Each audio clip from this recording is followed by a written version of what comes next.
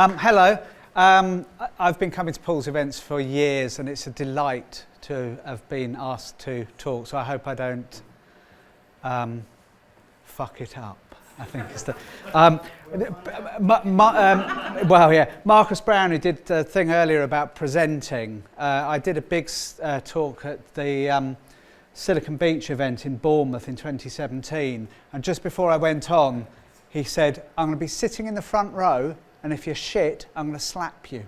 Right? He didn't slap me, so we'll see. I am going to tell you a story today which is going to link together these three gentlemen. Does anybody recognise any of the people on the screen? Stephen, what's it from you? Yeah, so Stephen Bush, journalist for the Financial Times. One of the Gibbs? Sorry? One of the Gibbs? One of the Gibbs? One of the Bee Gees, isn't it? No, that's my dad. One of the Bee Gees! No. And over at the end there is the one of the founding parents of the academic discipline of sociology, Max Weber. So this is setting up the story. Three people, link them together. We're going to start with Stephen, and I met Stephen at a networking event back in those days before COVID, BC. Oh. You know, when we I mean, it's hard to remember back to those days, isn't it, really? And Stephen, at the time, was working for the New Statesman, the newspaper magazine thing, been going for 100 and so years. And we were talking about hybrid working in the days before COVID. Weird, huh? And Stephen was saying about how he found it very difficult to be able to read books when he was in the office. So much so, the guilt was so overwhelming that he found that he had to take the book and himself home, because he couldn't bear the idea of being seen in the office reading a book.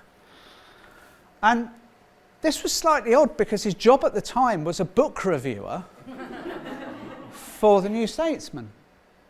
And it stuck with me, that story, and his real palpable sense of shame and guilt for trying to do what was his job in his office. And it stuck with me, and as we've gone through that dark time, and as we now kind of confront these ideas about what it is that we need to do to be able to work effectively in the post-COVID era,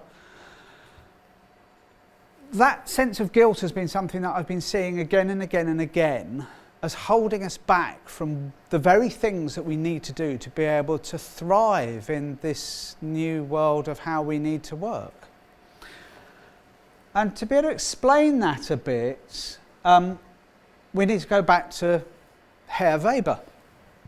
Max Weber, writing in the late 1800s, early 1900s, in 1904 published a book, The Protestant Ethic and the Spirit of Capitalism. Translated into English by Talcott Parsons in the 1930s. I don't know, the original title was obviously in German. And what he argued was that capitalism as a system was founded within Northern European and American culture more successfully than it had been elsewhere because of the Protestant faith. Now, this isn't going to turn into some sort of weird religious thing, although I do have Presbyterian Northern Irish blood, so beware. And it's not a laughing matter, really.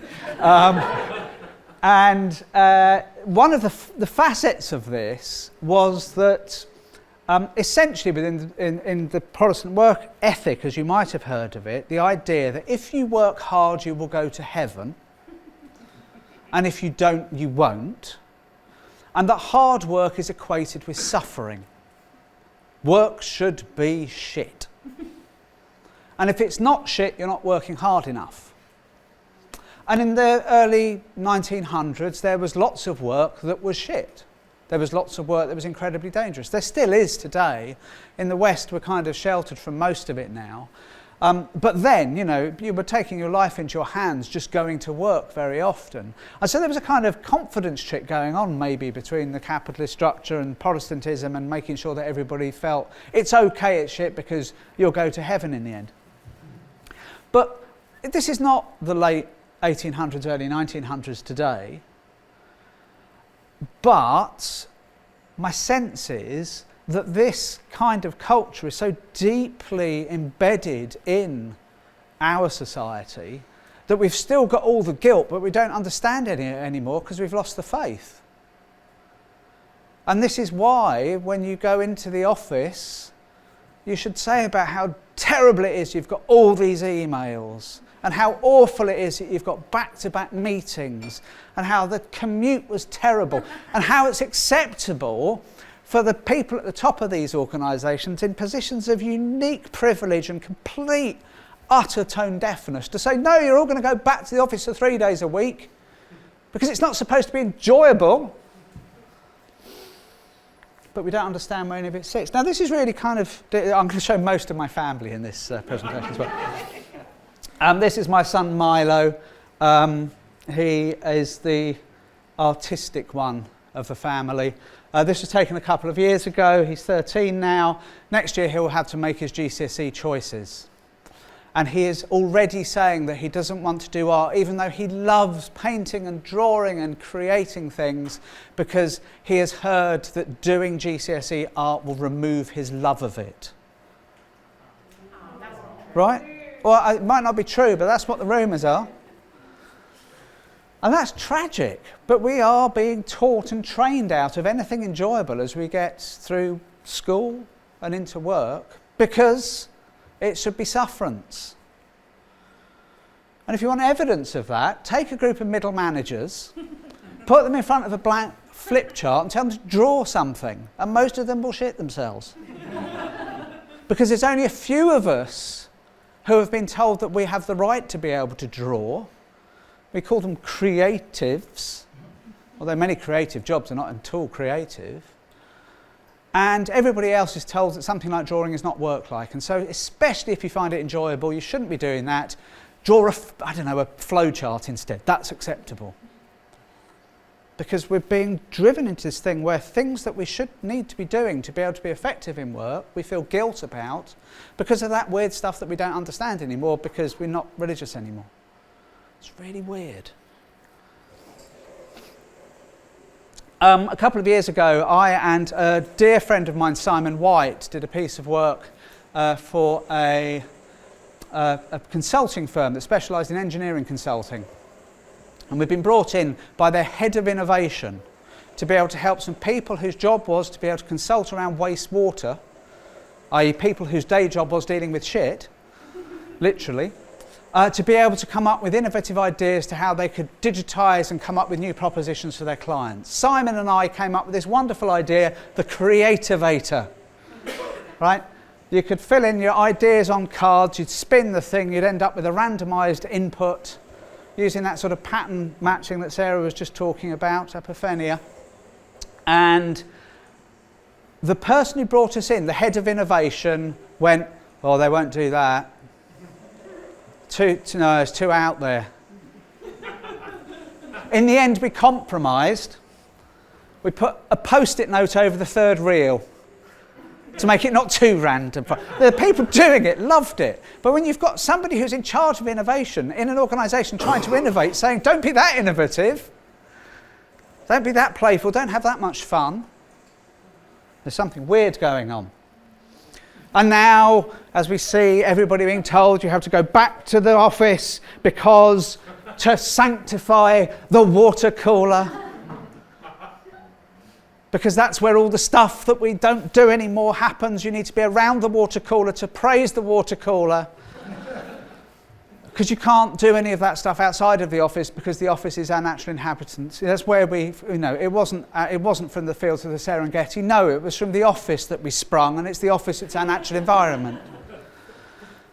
This is madness, but, it should be sufferance, don't enjoy it. So at the end of 2022, I decided to do an experiment that Paul mentioned, which was to see what I could do to be able to think about how do I, without being in front of water coolers, be more conscious and intentional about being able to do some of the stuff that seemed to have been lost from my working at home and working hybrid. And particularly noticing that these interchangeable indivisible units of outlook time that means that everybody is back to back in Zoom or team calls, and all the magic that used to happen at the walking to the meeting room, or the side conversations during the meeting, or the walk back to the coffee bar after the meeting had all been stripped out because we're back to back. We're on time, but we're back to back to back, and the meetings themselves weren't the valuable bit. So what I decided to do was, over the course of last year, to have 100 coffees with 100 people over the course of the 12 months, and to see what happened. I thought something interesting might happen, and so I started on this. I put note out onto LinkedIn. I put note out onto that thing that we used to call Twitter, but has now been broken by Sparky Carman. And people started to say, yeah, we'll have coffee. Have coffee. And the really important thing about this was that the coffee was to have no agenda. It wasn't for me to sell them anything. It wasn't necessarily for them to sell me something, but if they wanted to sell me something, that was fine. By the way, Helvetica, what's that saying about me? Okay, right. I was thinking as you were going, it's like, Helvetica, shit, I know it's clean, but it's like, is it just done? Yeah, it's done. So no agenda. Now, there's some of the coffees that I had, not all of them. I didn't take photos of all of them, but that's a representative sample of the coffees. And the way it worked was, people said we'd have coffee. They used Calendly to book a coffee with me. That was cool. We met, sometimes in person. Initially, I thought it would all be in person to get me out of my home office. Sometimes, though, we did it online. We'd talk for an hour. And then at the end of it, we'd say, that was wonderful, thank you. And it felt like an act of corporate subversion. The Weberian Protestant work ethic in the back of my head going, this can't possibly be work. Because I'd broken into that outlook individual units of time and said, I'm going to use some time here to be able to not know what I'm going to do, but just to have a conversation. At the end of each of the coffees, I sort of made this up as I went along, to be honest, but quite quickly I got into a habit. I didn't take notes during the coffee, but I wrote up some notes after the coffee, mostly to be able to keep our COO happy, to make it look like I was doing something that he would be able to relate to, because he likes numbers. And then, because my mother, bottom there, with two colleagues, used to work for Blue Peter. If you don't know what Blue Peter is, it's a long story, talk to me afterwards. But that's my mother in the Blue Peter office in about 1985. And unusually smiling. At the end of it all, I sent everybody a little card that said thank you and a badge, because a badge is a big thing for people who've got any connection with Blue Peter, just to be able to sort of close the conversation in a way that meant there was something given there, physical, tangible, even for the people that I'd met online. Now, over the course, because people like numbers, don't they? That makes things relevant. I met with lots of strangers. One of them, at least, is in the room today. It was wonderful to meet Rachel for the first time. Another one at the back as well. I met people who were employed. I met people that were self-employed. More self-employed people than employed people, because the employed people have got the Protestant work ethic going on. There was one person who is retired, who I used to work with at the BBC, hadn't met for 20 years, and it was an absolute delight to see Sue, and she brought me some gooseberry jam. I met about 60% men, about 40% women, which, given men's reputation to be men and random strangers meeting each other, I was quite pleased that I'm not scary enough that I got 60-40, because many people I wouldn't go anywhere near, quite frankly. People from all sorts of different sectors, about 50-50 virtual and real. And the 50-50 thing about being virtual was wonderful, because actually what it did was it opened up a whole load of coffees with people from the west coast of the United States all the way through to Australia. And I wasn't expecting that at first. For a while I thought I'd get all the continents, but then I tried to arrange to meet somebody in Antarctica, and it's really hard, so I stopped. Iced coffee, yeah, indeed, yeah.